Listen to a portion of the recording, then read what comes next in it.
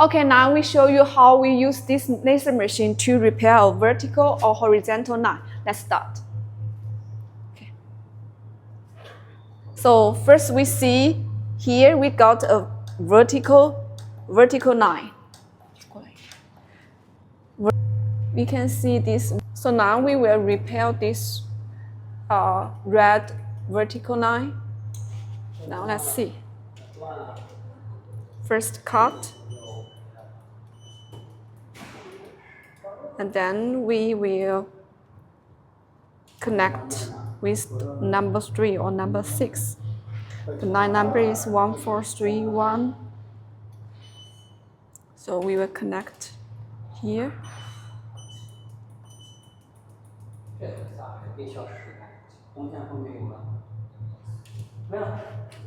So now we can see the red vertical line is disappeared.